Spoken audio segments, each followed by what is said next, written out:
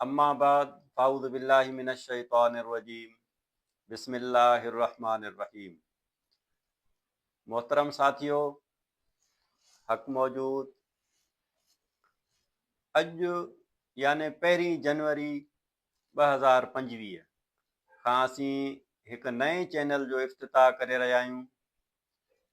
Channel जो नालो सभिनी जी मुशावरत सां सूफ़ी मोहम्मद उर्स जे नाले सां रखियोसीं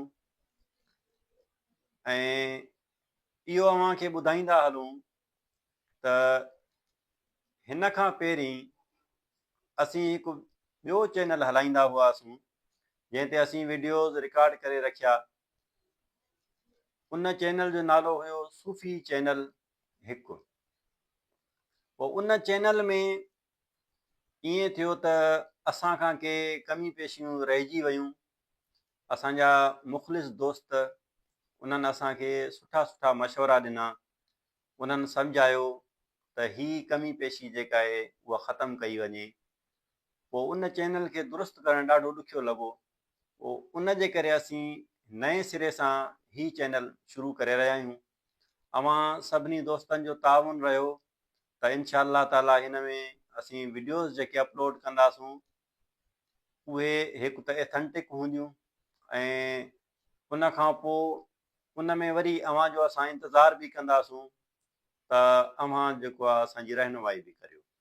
कमेंट्स बॉक्स में अची करे पंहिंजा सुठा सुठा मशवरा बि लिखो।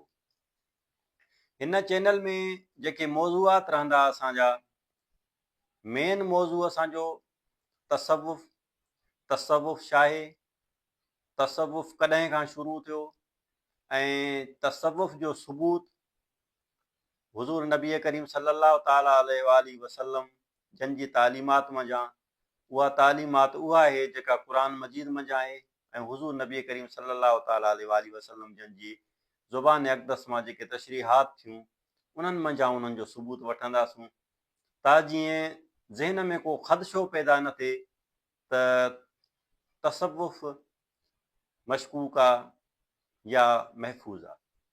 पोइ इन मुतालिक़ बि असीं गुफ़्तगू कंदासूं।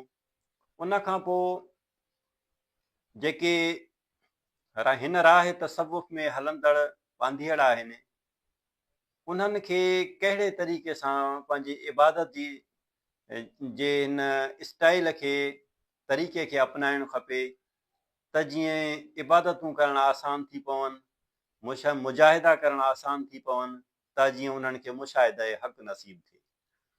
उन खां पोइ इहो बि ज़रूरी सम्झोसीं त जेको सूफ़ी आहे उहो हिन दुनिया में जेका ज़िंदगी गुज़ारे थो त उहा कहिड़े तरीक़े सां गुज़ारे।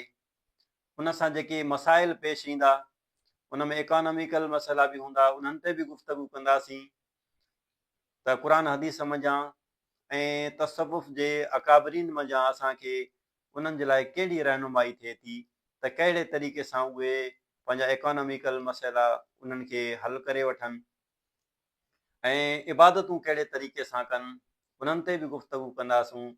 उन खां पोइ उहे पंहिंजो फ़िक़े जा जेके मसाइल आहिनि त ज़िंदगी कीअं गुज़ारणु उहे।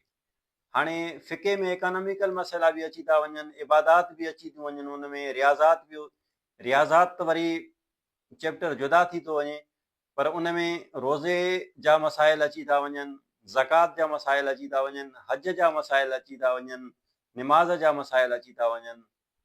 इन्हनि सभिनी ते असीं मुख़्तलिफ़ हिकिड़ा प्ले लिस्टूं ठाहे करे उन्हनि ते मुख़्तलिफ़ वीडियोज़ अपलोड कंदासूं त जीअं सूफ़ीअ जी हर पासे खां रहनुमाई थिए। ऐं उन खां पोइ वरी इहा बि कोशिशि कंदासूं त इन तसव्वुफ़ जे मुतालिक़ कहिड़ा ख़दशात आहिनि उन्हनि ते बि वरी तबसरा कंदासूं ऐं सुठा सुठा असांजा जेके अकाबिर सूफ़िया आहिनि उन्हनि सां बि मुलाक़ातूं कंदासीं। उन्हनि खां बि उन्हनि जूं रियाज़तूं, मुजाहिदा, वरी मुशाहिदा उन्हनि मुतालिक़ उन्हनि खां बि पुछंदासूं त जीअं जेको हिन राह में हलंदड़ सूफ़ी आहे उन जे अंदरि हिकु हिमत पैदा थिए त जीअं उहो पंहिंजो बक़ाया सफ़र आसानी सां तय करे सघे। हाणे हिन चैनल में अवां सभिनी दोस्तनि खे इहा गुज़ारिश कंदासूं त हिन में का कमी पेशी ज़रूरु थींदी, ईअं न आहे, छो त हर इंसानु हिकु नाक़िस आहे, कामिल ज़ात अलाह ताला जी आहे। पोइ इन में का बि कमी पेशी हुजे त कमेंट बॉक्स में वञी करे कमेंट्स लिखो। उन खां पोइ असांजे डिस्क्रिप्शन में असांजो नंबर बि आहे, कॉन्टेक्ट नंबर, उन में व्हाट्सअप ते वञी करे पंहिंजो वॉइस मैसेज कयो ऐं रिटन में मैसेज कयो त जीअं असांजी रहनुमाई थिए। ऐं असांजी ख़िदमत जी का बि ज़रूरत पवे त पोइ वञी करे तव्हां व्हाट्सअप ते असां ॾे मैसेज कयो त तव्हांखे असीं हुनजो हतल इम्कान ताउन कंदासीं त जीअं तव्हां ऐं असां सभिनी जे लाइ राहूं आसान थी पवनि। ऐं आख़िर में वरी इहो बि अर्ज़ु कंदासूं त सूफ़ी जेकॾहिं उहो डिसिप्लिन खां टुटे थो त उहो यकीनन नाकाम थी वञे थो। इन ते बि मुफ़सल गुफ़्तगू कंदासूं। ऐं सूफ़िया किराम जा जेके अशार आहिनि, जिन बुज़ुर्गनि अशारनि जे ज़रिए असांजी रहनुमाई कई आहे, उन्हनि मंझां बि सबूत कढी करे, उन्हनि मंझां बि उहे निकात कढी करे अव्हां जे साम्हूं रखंदासूं त जीअं असांजो हीउ सफ़र रूहानी आसान थी पवे। अव्हां सभिनी जी ख़िदमत में इहो मुअद्दिबाना अर्ज़ु आहे त असांजे लाइ दुआऊं करियो त जीअं असीं हीअ ख़िदमत जेका असां पंहिंजे ज़हन में रखी वेठा आहियूं त जीअं ख़िदमत करणु असां लाइ आसान थी पवे। इन्हनि अल्फाज़नि सां तव्हां सभिनी खां दुआ तलब कंदासूं। वमा अलैना इल्लल बलागुल मुबीन।